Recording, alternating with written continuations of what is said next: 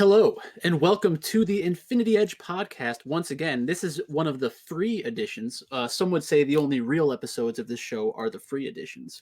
Some people would say that. I wouldn't say that. But I'm joined once again by Alan 1 and Alan 2, the Ghost and the Hef. We're going to discuss the LEC and the LCS. Very exciting. My phone is ringing. It's also my mom's birthday. Happy birthday, Mom. So how was your day, guys? I went to the Cheesecake Factory. Not bad. They overcooked my steak, so I feel like the Cheesecake Factory is it's a ridiculous amount of food. I've only been there one time in my life, and I shit horribly because it was just so much food and butter. So yeah, that's one way to begin a podcast for sure. Otherwise, a great day. Otherwise, a great day. All right. Well, I'm doing good. Not as exciting as going to the Cheesecake Factory, but we can get right into the LEC if you guys want, unless you want to talk about last week when that wrapped up. Nah. Let's just move forward. I'm sure it'll come up. We'll kick it off with our first game of the slate. We have Mad Lions at 7-4 versus SK 6-5. Both of these teams regaining what we thought they would do probably at the beginning of the year. Mad Lions seem to not be inting as much, and SK seems kind of stable, but might just be like the gatekeeper of playoffs. We can start with you, Alan, on this one. What's your thoughts on Mad Lions versus SK? I think what you said was pretty accurate. I think that Mad Lions will probably tend towards being a top of the table team rest of the season, and SK will kind of be right at that playoff line, although I do think that SK is better than I saw them being. I thought that Blue was going to be a pretty big liability for the team, and it seems like he just hasn't been so far, and I think his Azir is pretty good, which is obviously great in this meta. So for this game in particular, I mean, I think it's right around what the sports book has it as. I think it was like, what, minus 180, 190 for Mad Lions, something like that. So that's like 60% for them. And I think that that's probably right. But I do think that in a DFS perspective, you could get away with playing both sides of this particular matchup, because I don't think it's impossible that SK could beat Mad Lions. I think that Mad Lions can kind of lose to anyone on any given day, and when they lose, they usually have a pretty good score for their opponents. So I think that I will play a little bit of both sides, because I expect Mad Lions to be right around like 15 to 20%, and I would probably play them in that range as well. And then SK probably like 5 to 10-ish, and I would want to have a little bit more of SK personally. Okay, Michael, we can go to you on this one. Mad Lions versus SK Gaming. What are your thoughts? So first, I'll do a lane by lane. I think that Genax has had a lot of good matches this split so far. I think Armud has obviously been a big upgrade in the top lane. Elyoya against Tinks. I thought Tinks was the better jungler during EU Masters. So like I get Elyoya has better fantasy points per game and is on the better team, but for real life purposes, I think that Tinks is the better jungler, but it just comes down to really who wins most of the time anyways. Humanoid against Blue. I know Alan doesn't like Humanoid very much, or Blue apparently, but I think that Humanoid's probably just better than Blue at this point. And we haven't seen the best out of Humanoid. I'm pretty sure we're going to get into a spot where Humanoid starts playing better mid lane champions, like for their playstyle. Let me take a look at that real quick. I'm pretty sure that's accurate, because I know that I'm like 99% sure he's played Lucian mid before, right? Yeah, he used to play Lucian mid for sure. Yeah, so I think when we get into a spot where it's like Lucian, Corki, Azir, like sometimes it's tough to differentiate yourself, but you have a lot of these champions that are just like really good in general, which is always nice to see. So in LEC summer, we didn't have any Lucian. They only had one match of Lucian during the spring. They had a Corki match during the spring as well. just a deep champion pool. So if you're looking for which mid laner is more likely to be in a good matchup, regardless of like getting a counter pick or not, it's probably going to be favored towards Humanoid. The first time that they played, SK was blue side, and they had side selection. Did we ever get clarity on how the second round, is it the inverse of whatever happens in the first round, or does the other team get side selection and they can choose? Because I'm assuming Mad Lions is going to pick blue side and probably prioritize jungle first overall. My understanding is that there's no side selection. It's just one team is the blue side, then the next time they're the other side. But I could see. I thought that as well, but I think Gelati talked about how one team gets to choose on the first round robin, and then the other team gets to choose. So I guess if they favor a certain side, they'll end up choosing the blue side, but it's not set in stone like you play on one side, you play on the other. Okay, so in the past, it was the way that I'm describing, because like blue side betting was obviously just a huge thing, but apparently now you can't even know who is on what side before the game starts. Yeah, so only 6 teams have picked red side this split. So you can kind of assume that whoever has side selection is going to be the team that picks blue side. But like I said, I'm not 100% sure on that. In the bot lane, I think this is where we see the biggest advantage for Mad Lions, and that's because Carzzy and Kaiser are one of like top 3 or 4 bot lane duos in the league, especially when they're playing aggressive, which they are starting to do more often against Fnatic. And in the last 3 matches, Carzzy had 9 kills, 4 kills, 6 kills, 11 assists in one of those games, 13 assists in another one of those games. 38.9 is the lowest they've scored in the past 3 matches. I don't think that's indicative of like a long-term change in DraftKings scoring for Mad Lions. We've always thought of them as a high-scoring DraftKings team. It's just that they're finally getting into spots where they're winning these matches a little more easily, where it's not like a 50-50 at a Baron or something like that. It's just domination for most of the game. With that being said, SK Gaming's not really a team that I want to target for DraftKings purposes, because when they're losing, I could see tanks kind of trying to get the team to play towards a macro style of game just to make sure that it doesn't get out of control. The only chance that SK has of winning is through the early and mid game, which is definitely possible since we think the jungler is good. But even in that scenario, I don't know if I love their upside, because if you're playing against a team like Mad Lions, the more opportunities you give them to team fight you, the more volatile the game is going to be. So I think if SK is winning, they are going to try to play a little bit more conservative. And if they're losing, they're going to try to outscale and get to a point where they can win one team fight. So I don't really think I want to play much SK, if any, tomorrow. And that's not normal for me. I generally like having SK because they're low owned. But against Mad Lions, I just think it's a tier difference. I wouldn't really want to pick against Mad Lions in this spot. Fair enough. I think one thing I want to clarify about the the humanoid and Carzzy hate, I suppose, is that I actually think that they're really, really good, and that's what makes the random deaths so frustrating, and also what makes them possible to lose to anyone. Like, I agree that SK could try to macro out the game if they get ahead here, but at some point, if Mad Lions is just running it at you, you have such a big lead that you're just like, yeah, we'll take that fight and win it most of the time, you know? So I still think that like SK could realistically get there, and Mad Lions too. Yeah, I just think it wouldn't be typical of what we've seen from SK. Like, I'd be surprised if like they embraced every opportunity to fight against SK. I feel like that'd be a mistake. Yeah, but that's fair. Possible. It is possible. All right. We'll move on to our second game of the slate. We have XL Esports 5-6 versus Misfits 3-8. XL's been on pretty much of a downturn here. Their first start to the split was pretty good, but in the last 4 games, they've lost 3 of them. They've dropped to Fnatic, Mad Lions, and Astralis. For the Misfits, you guys, I want to get your take on this. If you're still long on them, they are pretty much going to have to win out and get lucky if they want to get to the playoffs, I believe.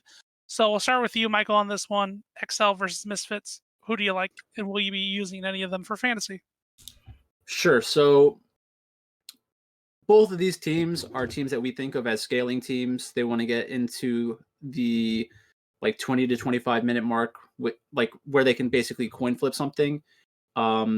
Cries against Hirate, I think that they're about the same in terms of talent level, but they're playing for different parts of the game. Hirate is more of an earlier game player that and Cries is more of a late game scaling kind of player. Dan against Razork. Two of the more Dan's probably one of the lesser junglers in the league. I'm not 100% sure what patch they're playing on tomorrow. Do we know? I think it's 11.4. Yeah. So on the new patch, we're going to see farming jungle take a big hit. I think that's actually a big benefit for Razork, because even though there's an experience drop off, I'm pretty sure that they were an Echo main, right? So Echo in solo queue, where he would be playing this champion the most, is a champion that does kind of depend on hitting 6 and depends on not a lot of stuff happening. It's not really indicative of how Razork plays in general, because I think we've seen good games on Olaf and stuff like that this split. But Razork definitely has an advantage in the jungle, and I'm surprised that Misfits is the underdog personally, based off of talent, but I understand the records kind of say what the records say. Check a lot against Vetio. It's about even. They're both younger players. There's not much separating them at this point, other than what we've seen on stage, but it's such a small sample size. I have a difficult time taking that too seriously when they're both losing against the top teams. It'd be one thing if Chekolad was hard carrying against G2, then you'd feel a little bit better. Patrick and Torre against Kabe and Vander. This is a difficult one for me. I think that Kabe and Vander are still the better bot lane duo, but I think Patrick will be better than Kabe eventually. I just don't think that it's taken place yet. So personally, I'm favoring Misfits here. I don't think anybody's surprised. I've been saying that all season, and it hasn't paid off yet. But I think Misfits is who we thought they were in terms of talent. I don't see how they could have fallen off a cliff, all these players. I think it's just a little bit of variance, and the game's not going their way. So I'm still on Misfits. I'm fine fading this game altogether, I think, for DraftKings. The only way it pays off is if, for some reason, XL decides to fight from behind every single team fight. Because I'm pretty sure Misfits has had a better early game and mid game, but they just have difficulty converting wins. So I think that's basically it. Okay, Alan, we'll get your thoughts on XL versus Misfits. I think you just heard him, essentially. I was thinking today, because I was prepping this sheet, and it has Misfits popping out again as they're playable, their salaries are really good, their projections are good, they project as above average in a bloodiness standpoint. So how am I going to tell people to play Misfits again after just getting smoked with them every week? And I think the way that we're talking about playing Misfits, I want to be clear about. It's I'm not saying you should play 100% of your lineups with Misfits every week. I'm certainly not doing that, and there have been weeks where I was overweight the field on Misfits and still was profitable because I was playing other stuff. So if you're a person that's one lineup, I'm not saying play Misfits against Excel, right? But if you're playing multiple lineups, I think that playing Misfits in this spot is great. It's I think after I said on the last episode that Excel sucked, they sucked. They lost to Astralis, which was incredible. I was so mad that I didn't have any Astralis after saying that Excel sucked. But anyway, so I think that playing Misfits here because of their salary structure is great. You're going to be able to get them any way you want with Fnatic. If you want to play G2, if you want to play Mad Lions. I like playing the double dog with SK too tomorrow. So I think that that it's a great spot for Misfits. Excel has been weirdly a higher death per loss team. They are a super low kills per win team, but they're a high death per loss team. I think part of that is that game with Astralis, their games with G2, just the league in general. Their losses are to teams that are a lot better than them and teams that get a lot more kills than them. So I think there's a little bit of variance in there, but their combined kills per minute is right around league average as well. So I think Misfits could certainly get there in a win. If Excel wins, I don't think they really become the top scoring team, even though you could probably get like 80 carry captain with them. It's just they don't get there enough for me because the type of games that Excel wins are such late game scaling type games, especially against a team that they probably think of as worse than them in Misfits. They're probably going to go back to the old trusty scale it up kind of game. Okay. We'll move on to our third match of the LEC. We have Vitality 2-9 going up against G2 9-2. Vitality last week got 1-1 on the week with Crown Shot in the lineup. Got their first win with Crown Shot. G2, not much to say here. Same old G2, rolling people. But Vitality probably not going to make the playoffs at this point. If they beat G2, I think it'd be pretty surprising.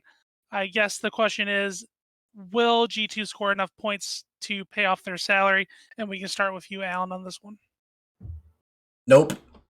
No, I don't think that G2 will probably score enough points in this particular matchup to pay off their salary. Now, is it possible in any given G2 game that they're going to be the highest scoring team on the slate because they decided we're going to line the fountain, we're going to dive behind a tier 1 tower? Yes.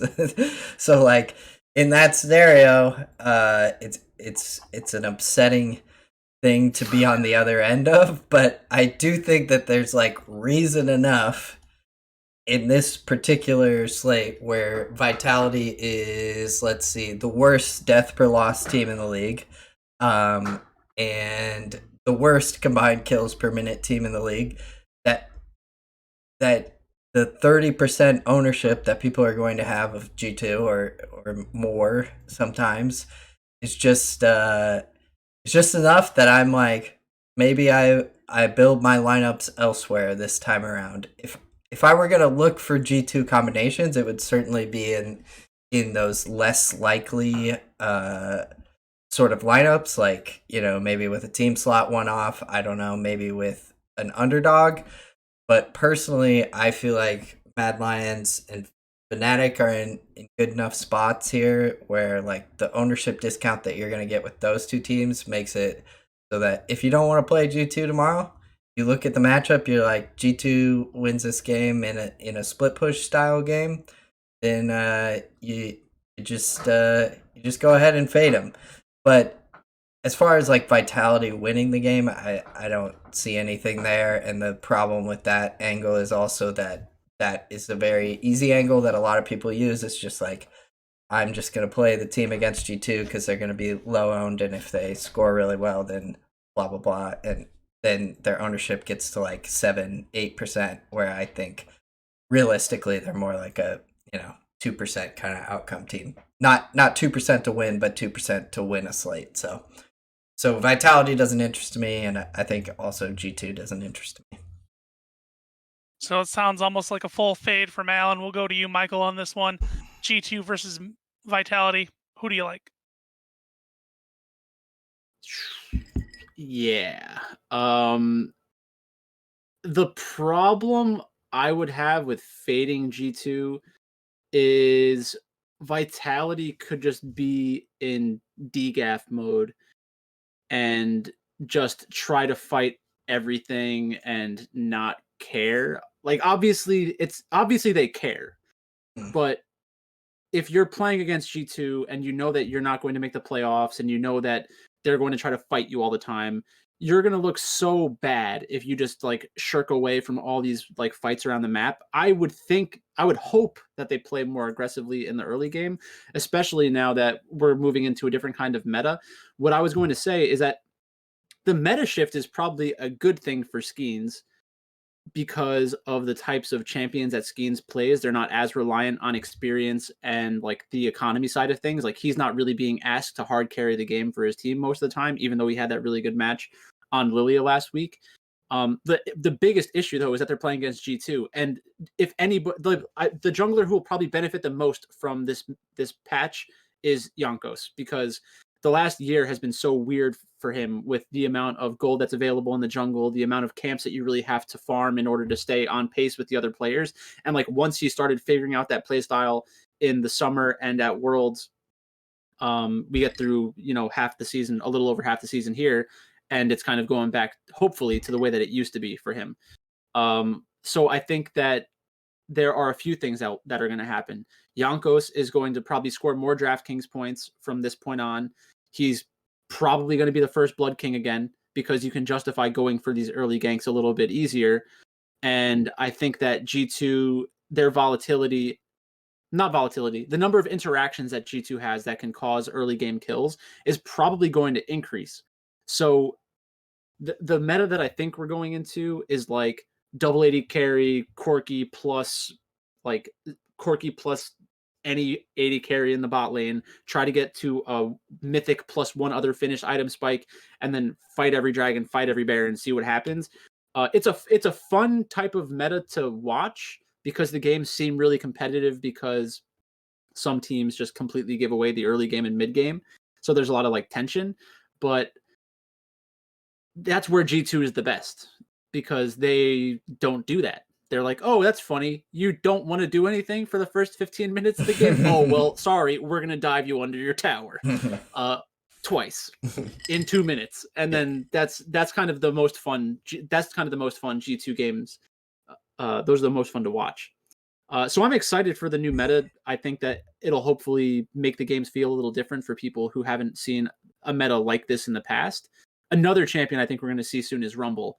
I think his stupid ultimate is going to come in handy when you have 280 carries on the other team again. Plus, like, imagine 280 carries and like a Lilia, and then you have like a one tank in the bot lane, and then you have like a Ornn or something in the top lane, and you just throw down the red carpet over the 3 squishies, and like the entire team has to run away. That's where we're headed.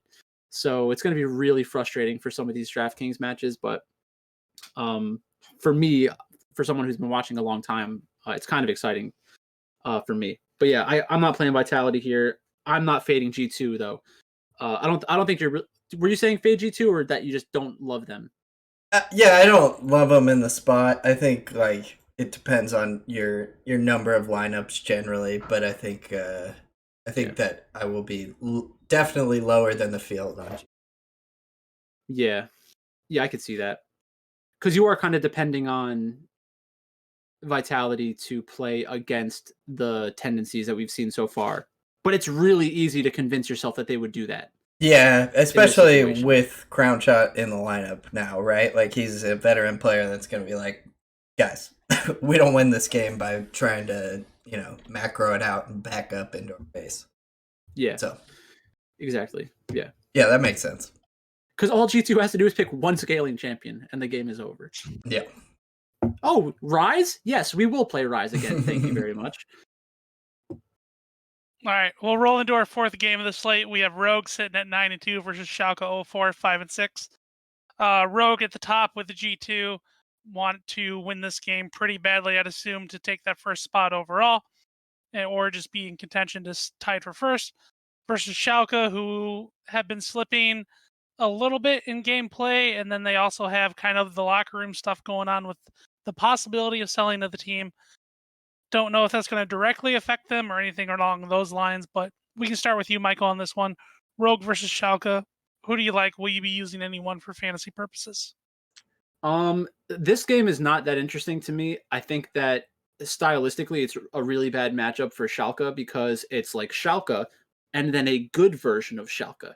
So if you're Rogue, it's another spot where you can kind of just play the same type of play style that you have every single match and be comfortable, because the amount of pressure that Schalke is going to try to exert in the early and mid game really isn't scary for a team like Rogue. So it's kind of unfortunate, because like I do like some of the players from Schalke.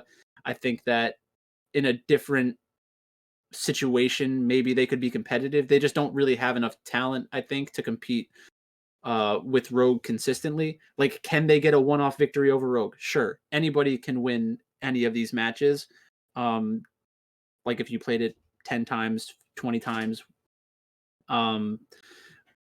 But in this spot where you have these two slower paced teams, I can't get excited about it. With that being said, if you're playing a lot of lineups, that is a spot where I would play some Rogue lineups just because I know that everyone's going to be a little bit less excited to play them compared to Fnatic or G2, even in the G2 Vitality spot. So if you can get some good combinations with the Rogue as your captain, I think it still does make sense. Like, they're valid lineups. They're good lineups from a construction perspective, but you're not going to use them in single entry for the most part. You're not going to use them in the satellites for the big contests that are coming up. It's really just more of like a small piece of a large portfolio to try to get a solo first if the weird outcome happens. So I'm probably not going to play either one of these teams tomorrow. Okay, Alan, let's get your thoughts on Rogue versus Schalke.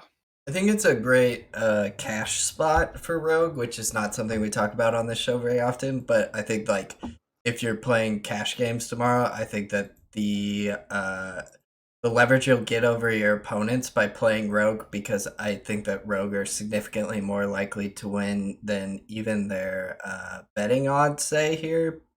They lost to Schalke in the first matchup, and talked last week about revenge spots, and a couple of those, small sample size came true last week. And I would imagine that revenge spots are a thing in League of Legends. So, and I would imagine they're a thing with Rogue, especially because they haven't lost to very many teams this year, and Schalke is the only team that they definitely feel like is worse than them that they've lost to. So I would expect Rogue to just kind of do their traditional playstyle and run away with this game. Their traditional playstyle is exactly the style that Michael was talking about, that's getting better and better. Inspired has obviously gotten better at playing the farming jungle style, but really they're a team that's like built around Larson carrying in the late game with Zier, Corki, those kind of champions. So I think that Rogue is, a great team for this patch, and they win this matchup quite a bit. So I would play Rogue in cash. I think I actually will play Rogue in cash tomorrow, probably with Fnatic, but I probably would stay away from this game for GPPs for the most part, just because they rank very low in the bloodiness standpoint. Yeah, both of them in a win are below average from a bloodiness standpoint. So not a great GP pick. Okay. We're rolling into our last game of the slate. We have Fnatic 6-5 versus Astralis 3-8. This one seems like a spot where you might just play Astralis here. Might go towards Fnatic and cash maybe. But Fnatic does seem to give up a lot of kills and losses, and Astralis might have an edge here. We'll start with you, Alan, on this one. Fnatic versus Astralis. How are you attacking this game? Yeah, I mean, I think that what you're saying makes a lot of sense, that Astralis, like, one or two lineups out of 20 or 10 or whatever you want to do with that, I think that's reasonable. I do think that Astralis has been better on this patch, and they're going to be even better going forward, because Zanzar can play Skarner, can play Set, maybe in the jungle, play some of those more like gank heavy stuff, and that's definitely his comfort picks. But I think it's also a good spot to play Fnatic. Fnatic last week, I was just trying to like project generally about ownership this week, and Fnatic last week against Mad Lions ended up in like the 20 to 30 range, depending upon the position.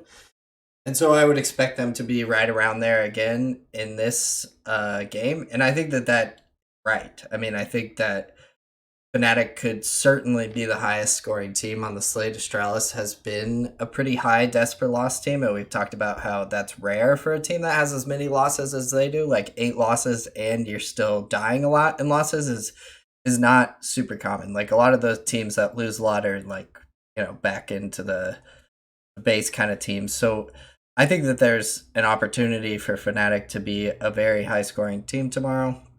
And so I will probably try to play even more than, 30% of Fnatic, but I also like the idea of playing, an Astralis hedge or two. These two teams project really well in the esports department projections as well. So I think you had it. It's a good spot for both teams. Fnatic is a large favorite in my mind, but Fnatic can lose to anyone on any day, like we saw with Vitality the other day.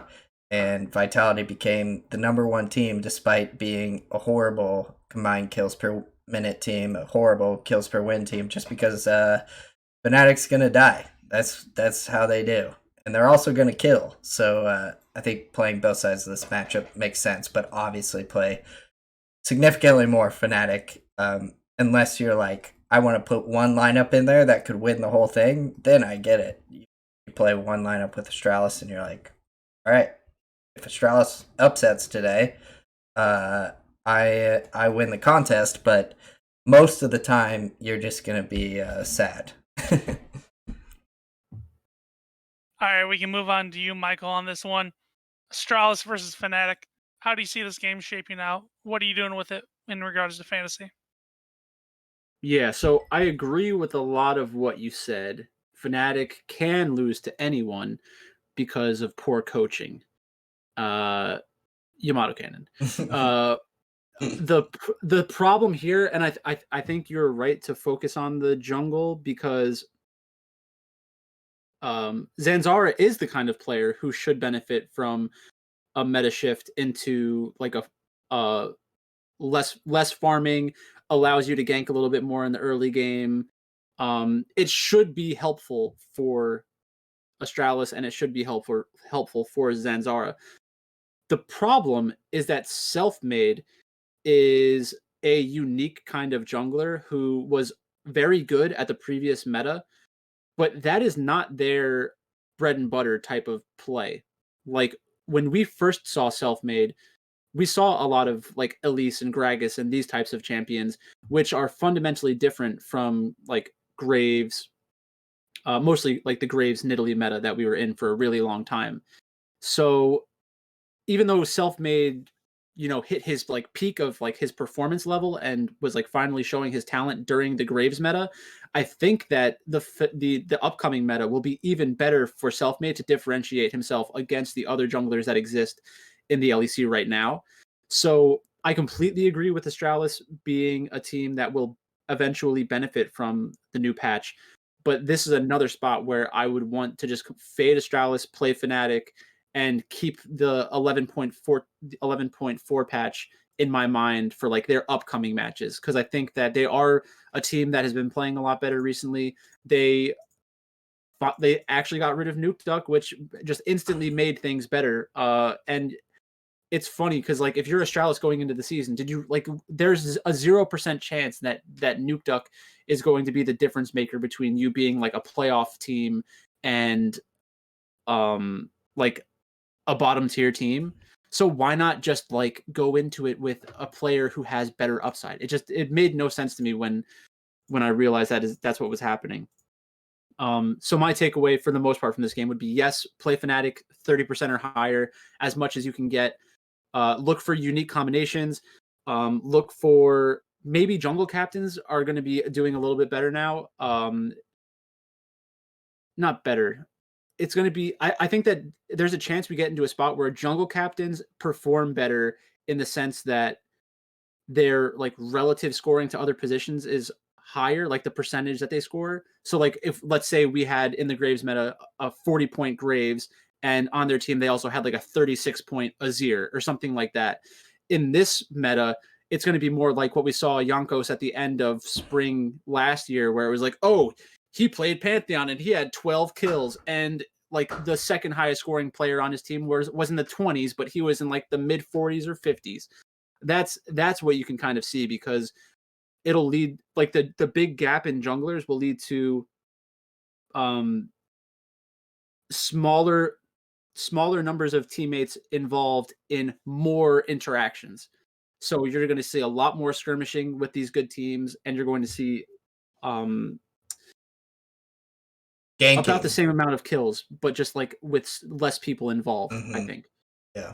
I think that the jungler going to the lane will be a lot more popular going forward.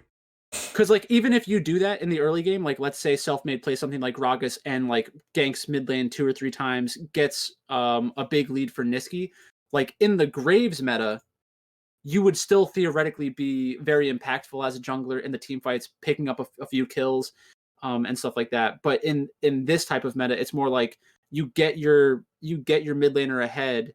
If the mid laner is a scaling champion, then you can kind of wait until you get those late game team fights. Or if you're playing a super aggressive jungler, then you can really start fighting more aggressively and create those interactions more often. But it really does depend on the draft, I guess. All right, sounds good. A lot of good thoughts on that matchup. Do we want to roll into making a single entry for our Bankroll Challenge? Yeah, let's do that. We'll here, I'll pull up I'll do it on the Discord call.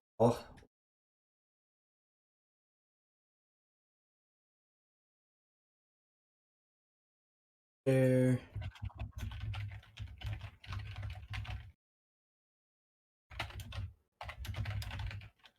A little sneak preview there of the esports department projections. Use that code IEDGE to get in on those. All right. Yes, we did not do the IED. Very true. All right, let's build in the $12. We always do. Here's our we did finally have our first cash. Way to go, team. It was min cash for $8. Let's Very exciting. We are down 58 on the season, so let's win Didn't need to say that part. Let's win this one and get into the profit. So let's play 4G2, Reckless Captain, and then Stralis. Yeah, right? I would, if we're going to do that, let's just throw it in the big one. So what are you thinking? What are you both thinking in terms of like the primary stack that you want to use in a single entry? To me, it's Fnatic, personally, but we can talk further. I think I like Fnatic as well. Sounds good to me. I was going to throw out either Fnatic or Mad. I think those are both good candidates.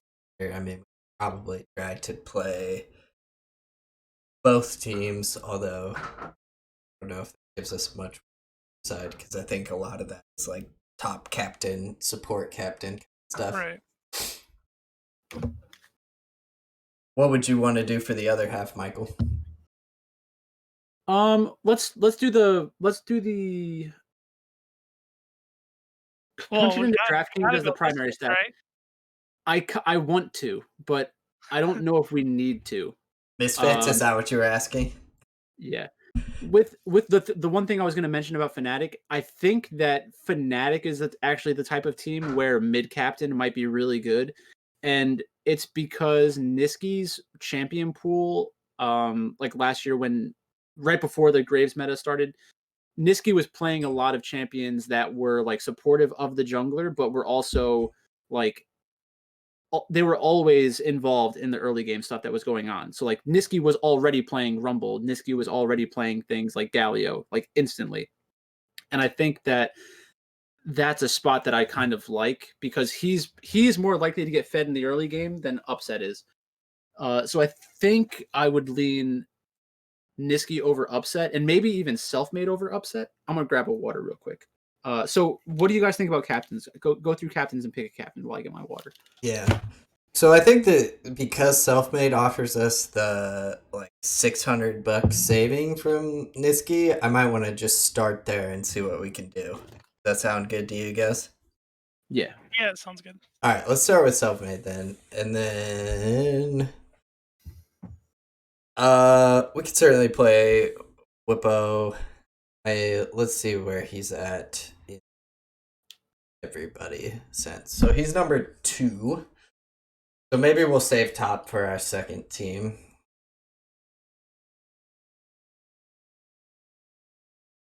I like the idea that Niski gets ahead with the team, with the jungler especially. So I think that is a correlated spot that we could use for sure. Mm-hmm.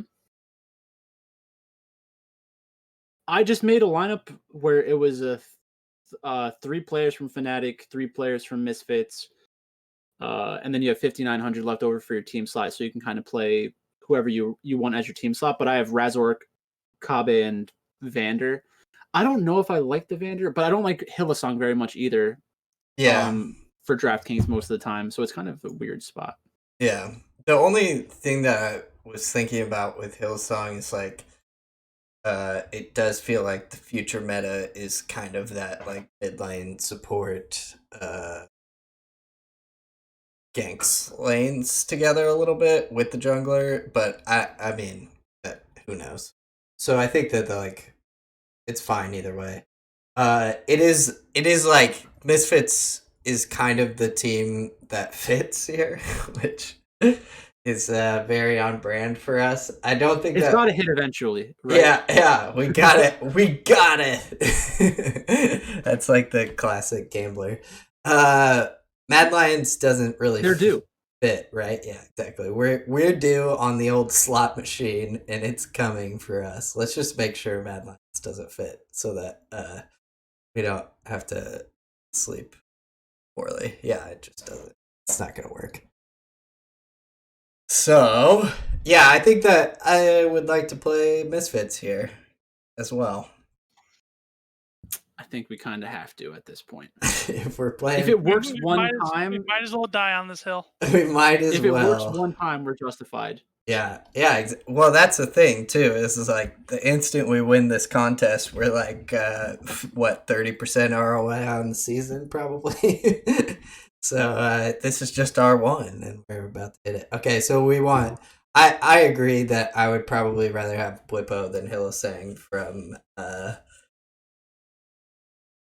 Fnatic, and then we could even just throw Fnatic team slot, or could look for a sure thing type of team spot. I think Rogue's a pretty sure thing. Obviously, I think GT sure thing. I'm down for whatever on that one. Yeah, I'm also kind of up for whatever. We'll throw it to you, Ghost. Wait, are we allowed to finish the lineup on this one? Maybe you should just type it in Discord and click the enter button, and then no one will know what our lineup is until we have it. I love it. I love it. It's gonna be one of Rogue, G2, or Fnatic, and I think they're all fine and equal. I kind of like the Misfits team slot.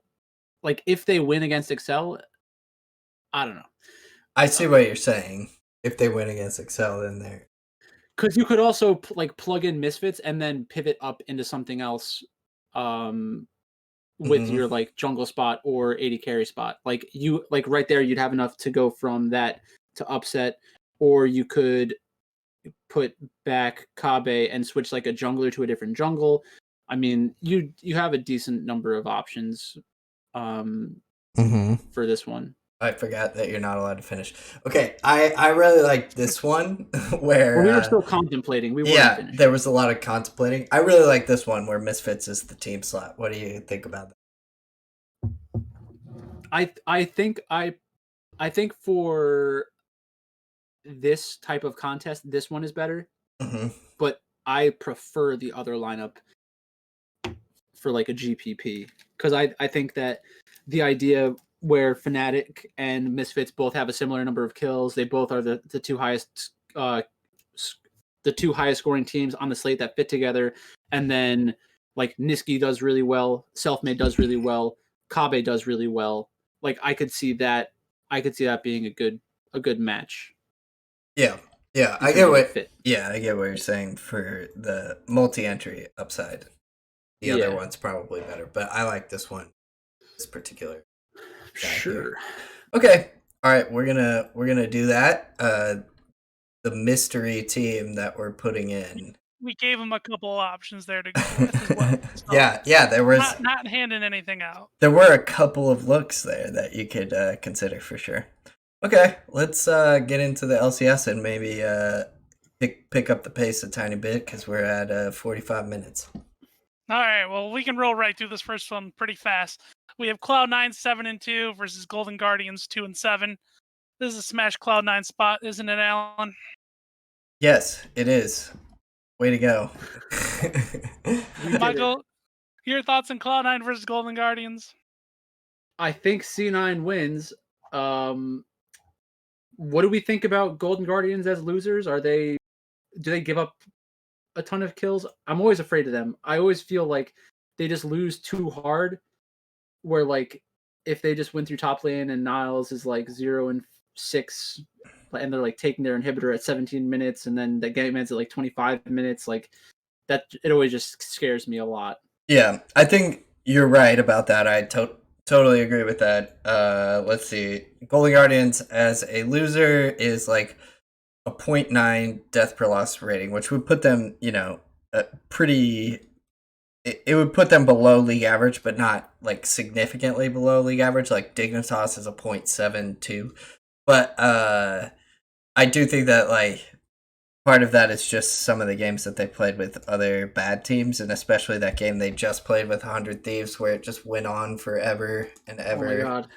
And how many points did the one team slot score? It was like 37 or something. Yeah. Right? That game was the worst. I can't believe that it. That was a little insane. Yeah, I did not enjoy that. But anyway, so I agree. Like Team Cloud9 on the last slate was like the same as like G2 is like 25 to 30% owned, and on this slate I would try to be way under that personally, because I think that like LCS games in general have been pretty high kill, although that's probably going away with this patch.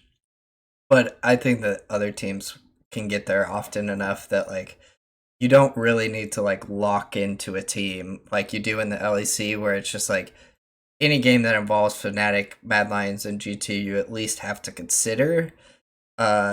This spot, I think, like you could just see solo kills all over the map, and then it's just kind of over from that point on. So yeah, I think this is mostly a skip for me, and if I get screwed on the first game of the day, I'll just go do something else. Yeah. All right, we can move on to our second game of the slate. We have Team Liquid 5-4 versus TSM 6-3. TSM finally starting to win a couple here. They bounced back from like the early start of the season. Team Liquid looking at middle of the road right now, but I assume they have the talent to still finish in the top 3 or 4. We can start with you, Michael, on this one. TL versus TSM. What's happening in this game? Sure. So I was really upset that I didn't win a lot of money when Dignitas beat TSM. I was in like second or third place for like 3 or 4 games, and I just got caught, which happens. The Team Liquid game can't really complain too much about that. They just had a really good game. TSM losing to Dignitas, it doesn't really mean anything negative for them, but everyone's going to give a big upgrade to Team Liquid because they beat C9. I still think that TSM can compete with Team Liquid, especially in a best of 1 format. Alfari against Huni, I think that it's very close. A lot of people will say that Alfari is much better than Huni. With like the drafts being taken into consideration and the number of times that TSM has put Huni into a really questionable spot, I agree from that perspective. Like it might look really bad when Huni loses this match, but if both teams went into the match saying we want our top laner to be the person we're playing through, we're going to give them as much support and as many resources as possible. In that situation, Huni can perform in that situation. And Huni also plays a lot of Rumble, which I do think will be important. Maybe it's not like going to happen this week, but I do think it's going to happen in the next couple of weeks. So that's always good. Santorin against Spica. I like both junglers. I do slightly prefer Santorin. Jensen against Power of Evil. I prefer Power of Evil. Tactical and Core JJ against Lost and Sword Art. I prefer tactical and Sword Art a little bit, but not, or no, tactical and Core J a little bit, but it's not a gigantic difference between the two teams. That's why I think that you can justify playing TSM pretty easily. If they have a really solid draft, they have a good chance to beat Team Liquid, which I think most people are not really going to play that angle. Like, I think that TSM's ownership is probably going to be 10% tomorrow, 11% tomorrow, which is low, which is too low in my opinion. The biggest issue with that, though, is that Team Liquid against TSM, it also seems like a spot where they could kind of just play a really boring, low kill score game, and the ownership percentage would be correct in that situation. So it is scary. I would want exposure to both sides if I thought the game was going to have a lot of kills, which is really the question that you need to answer before making lineups tomorrow, because this is going to be an important match if it goes the Team Liquid C9 route. Okay, Alan, your thoughts on TSM versus Team Liquid?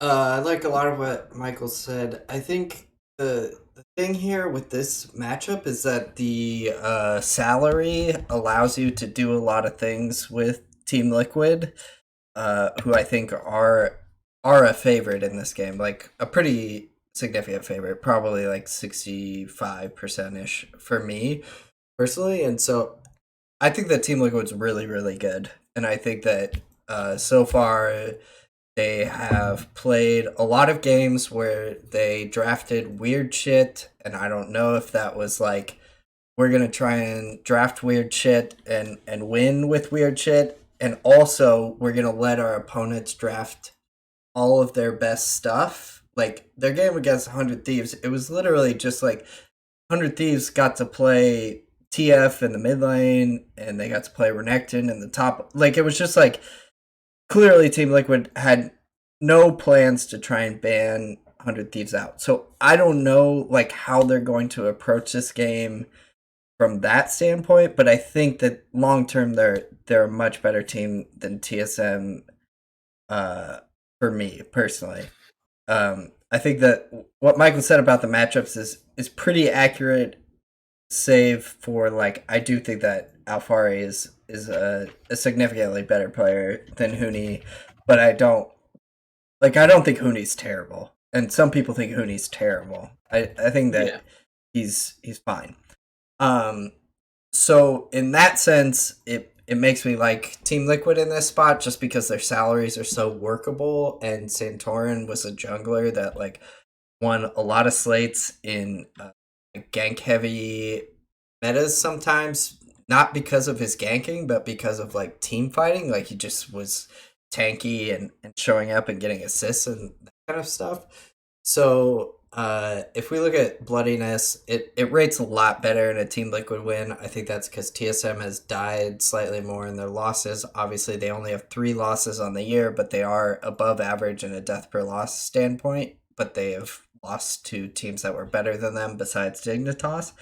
But the weird part was that Dignitas did score really well when they beat them too. So that makes me think that maybe TSM gets a little bloody when they lose, especially with Sword Art making some of the calls. And then Team Liquid, I think, if they were to lose this game to TSM, I don't see it getting very bloody very often, unless the game goes really long and there's just like a lot of back and forth sort of team fights. And that's certainly one way to play the game. And I think that like in that scenario, TSM could get there, and I think that in that scenario it becomes like, you know, a more coin flippy, and certainly TSM could win. What do you prefer in this match? Team Liquid primary or TSM secondary? Which one do you think you'll like better for DraftKings tomorrow? I've started building quite a bit of like TL primary because it is so playable with other teams that I like EG and FlyQuest on this slate. Their matchup specifically. But yeah, I think I would like the TL primary, because I think that like TL captain is probably not going to get a lot of a lot of looks tomorrow, even though they project really, really well. I think I like TSM tomorrow. I think it's not that I think you're wrong. It's just I think that I have a higher opinion of TSM. Yeah, At least in the matchup against Team Liquid. So I think that's a spot where I guess we just have a difference of opinion. Yeah, I totally agree. I think that you're right. We just think of these teams differently. Mm-hmm. All right, we'll move on to our next game of the slate. We have Evil Geniuses at 5-4 versus FlyQuest 3-6. This game maybe seems like a toss-up, maybe slightly favored into Evil Geniuses territory. Alan, we'll start with your thoughts on this one. Evil Geniuses versus FlyQuest. Who do you like? What are you doing with this game? I do think that it's more than a toss-up. Like, I think that Evil Geniuses is a pretty significant favorite. Significant is such a weird word for like gambling. 60-40 is a significant favorite, right? And I think that that's probably what Evil Geniuses is here. But I think that what you're talking about is the DraftKings possibilities for this game, and I think that it's like as good as it gets in the LCS. Basically, like both of these teams are above average in all of the stats for fantasy purposes. FlyQuest is above average in deaths per loss, kills per win, and combined kills per minute. And Evil Geniuses is one of the best teams in the league in all of those stats. So I think it's a great DraftKings sort of game. Now, sometimes that doesn't show up on a slate and you lose because you played too much of the game. But I think that the game itself, regardless of the sides, is about as good as it gets for LCS DraftKings. So I will play both Evil Geniuses and FlyQuest tomorrow, and I will try to play more than the field of both teams in all situations. Like, I'm looking at Evil Geniuses as primary stacks. I'm looking at FlyQuest as primary stacks. I'm looking at them as secondary stacks.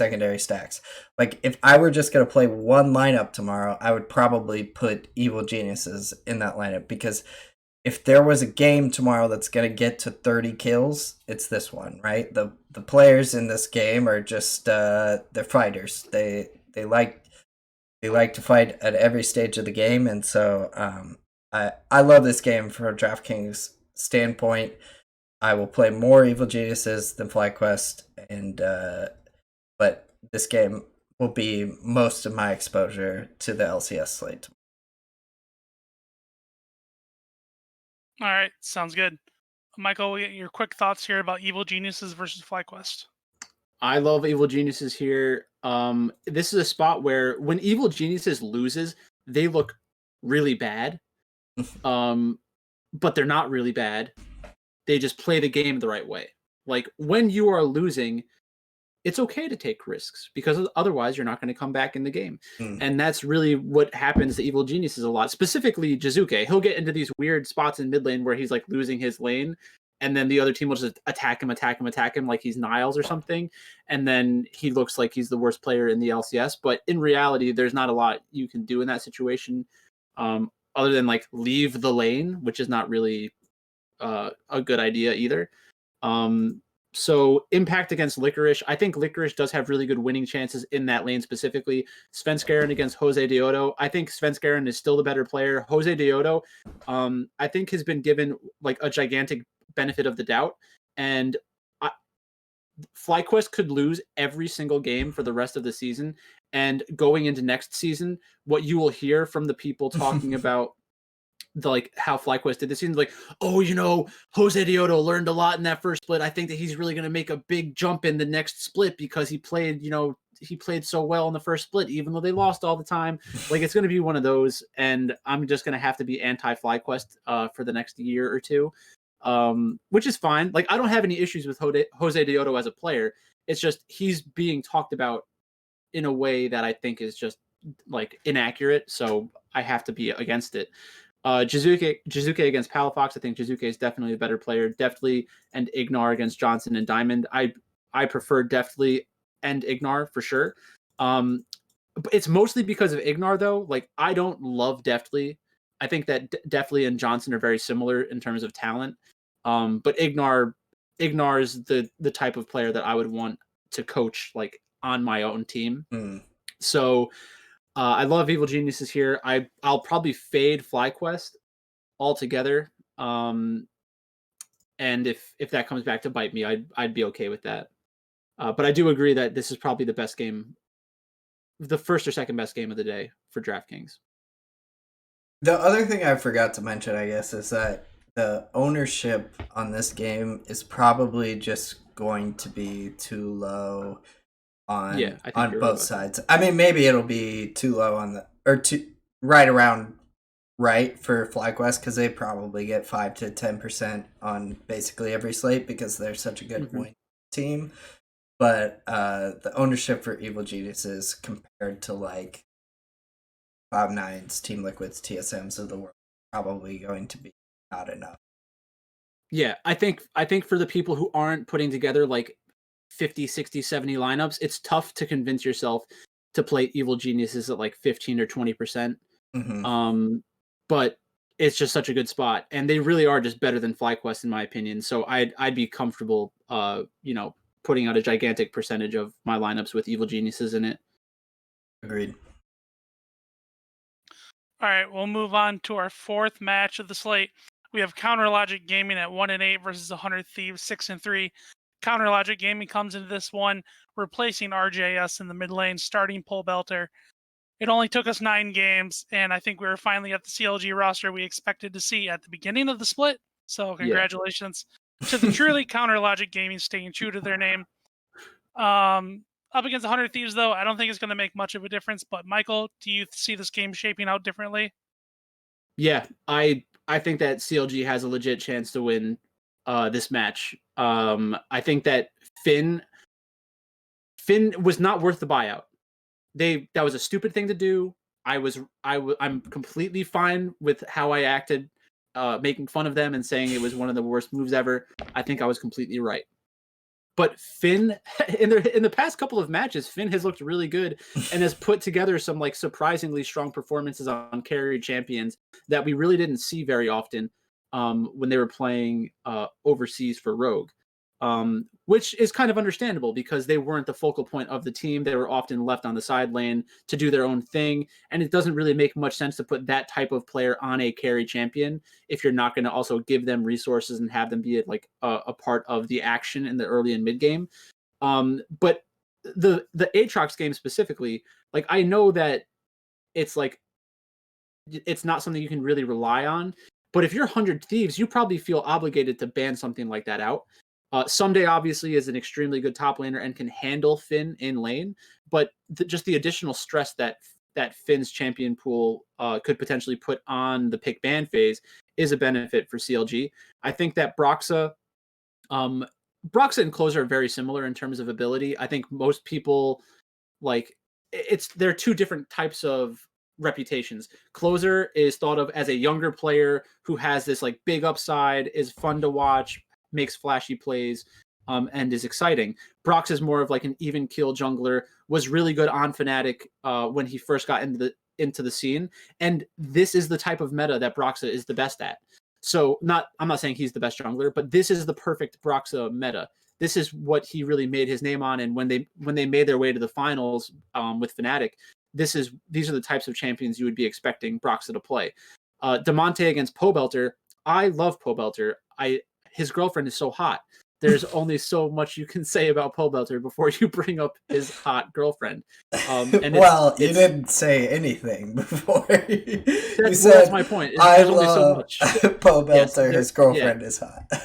Yes, exactly. But seriously though, the matchup Pobelter against Damonte is very interesting as well, because Damonte, I don't like his champion pool like across metas. I think Pobelter is instantly going to come back in, instantly play Corki well, instantly play Azir well, and is going to be able to team fight pretty easily and get into those late game team fighting situations that we want for DraftKings reasons. Wild Turtle and Smoothie against FBI and Huhi. This is really the big question mark will CLG be able to protect the bot lane long enough to scale into the second part of the match, into like the mid and late game? Wild Turtle has been doing so much Wild Turtle stuff where just like random deaths and looking horrible and just complete facepalm. But that's fine in a match like this, because I want to play CLG. I really do think they have like actual winning chances. I think we're getting to the point where 100 Thieves has been so I think they're overhyped. I don't think they're as good as people think they are.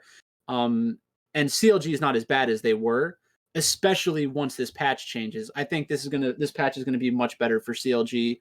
I don't expect them to make playoffs or anything like that, but I want to play CLG on DraftKings tomorrow, because CLG is the perfect DraftKings team. Not perfect. They're like C9 light for DraftKings, I think. Okay, Alan, your thoughts on Counter Logic Gaming versus 100 Thieves? I think that this game ends up more in the full fade status for me, just because like since Broxa has joined the team, he has slowed them down significantly, and then like a couple of times they've sucked out or their opponents have sucked out because like their games just went really, really long. But if you watch their early games, they're like not getting involved with a lot of interactions. But I agree with Michael's take that long-term CLG is going to be better than they've been. I just think that there might be better spots for me personally to play them later this weekend. Like they have a game against Dignitas, which I think is really appealing, because I think the opinions on Dignitas are really high and the opinions on CLG are really low. So maybe that's like clouding my judgment a little bit, because I'm like, I want to play CLG later this weekend. And just hope that they lose this 100 Thieves matchup. 100 Thieves has been really bad in kills per win so far. They're, let's see, the worst team besides Golden Guardians in the league in that stat. And I think that probably holds up here. They kind of just get those like early game leads that Rogue gets, even though no one thinks of them this way. They get those like early game leads that Rogue gets, and then just kind of solo out the win with some split pushing stuff. So I don't think 100 Thieves is a very good play here, but 100 Thieves off of a loss against CLG, I don't totally see it, especially if Pobelter and Broxa get together and they're like, bro, this team's bad. I'm playing Azir, you're playing whatever Sejuani, and we're gonna macro out the game, you know. So so that's another scenario where CLG wins that I'm like not in love with them. So I think this game becomes a full fade for me, but CLG is probably going to be what, less than 5% or 5% or less, which is not. I don't think that's their winning chance in this game. Like if they were playing Team Liquid or C9, I would feel a lot worse about CLG, but I think that they're significantly more live than that against 100 Thieves, who just lost to Golden Guardians. Especially from like a DraftKings perspective, like you kind of spoke to it, 100 Thieves, even in some of their wins, you think to yourself, oh, I don't know if they're really going to get to that high kill threshold that you really need to be in a winning lineup as the primary or secondary stack.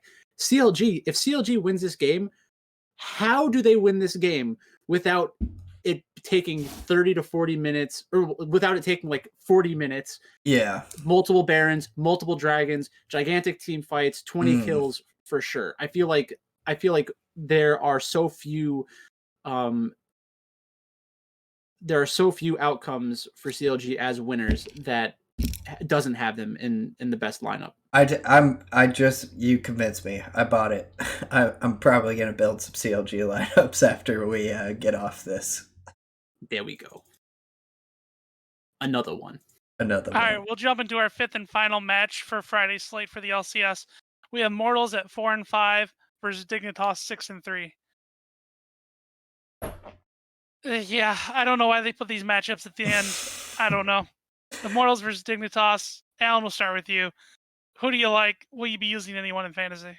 It's for my marriage. They put this game at the end so I can be like, honey, you want to watch a movie? You ready? Or whatever. And I'm pretend that I'm she's staring at me. I can pretend that I'm done with League of Legends for the day. That's why they put it at the end. However, I'm not going to be done with League of Legends for the day because this is the greatest kind of hammer game at the end for a DraftKings purposes.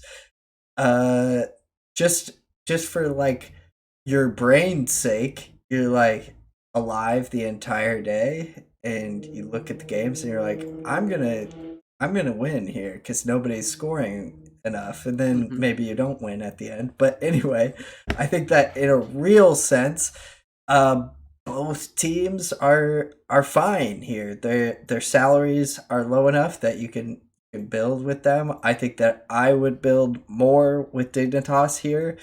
You know, neither side really projects as a huge kill upside kind of team, but they're not so far off that they're unplayable. So if Immortals wins, I have it at an 80% of league average, and then if Dignitas wins, I have it as a 95% of league average. And because of the way that the salaries are structured on this particular slate, that makes both of them very playable as secondary stacks and primary stacks, because you can make basically whatever you want with these teams.